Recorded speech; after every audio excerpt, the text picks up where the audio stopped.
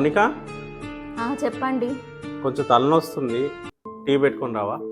ఒక్క 5 నిమిషాలు ఆగరా, ఈ ప్రాబ్లం కంప్లీట్ అయినాక తీసుకొని వస్తా. ఇగో సతీష్ చాయ్. నీకెందుకు వదిన శ్రమ? మౌనిక లేదా? తను చదువుకుంటుంది కదా సతీష్, డిస్టర్బ్ చేయడం ఎందుకు? 2 రోజుల్లో ఎగ్జామ్స్ ఉన్నాయి కదా, నీకేమైనా కావాలంటే చెప్పు, నేను చేసి పెడతా. నీకెందుకు శ్రమ వదిన? తను ఏమైనా ఐఏఎస్ ఐపీఎస్ ప్రిపేర్ అవుతుందా? ఓ చిన్న జాబ్ కోసమే కదా. అలా అంటావేంది సతీష్? చిన్నదో పెద్దదో జాబ్కి అయితే ప్రిపేర్ అవుతుంది కదా. మనం సపోర్ట్ చేయకపోతే తనని ఇంకెవరు సపోర్ట్ చేస్తారు? మౌనిక, పొద్దుటి నుండి అన్నం తినలే కదరా, కొంచెం అన్నం తిందుదారా. మీరు తినేయండి అక్క, నాకు ఆకలిగా లేదు, చదువుకునేది బాగుంది అక్క. నువ్వు అలాగే అంటావురా, ఉండు. ఇగోరా, స్పూన్తో కలిపి పెట్టిన, తిను. నీకెందుకు అక్క శ్రమ, నేను తింటా కదా. నువ్వు అట్లనే అంటావురా, ఇదిగో తిను.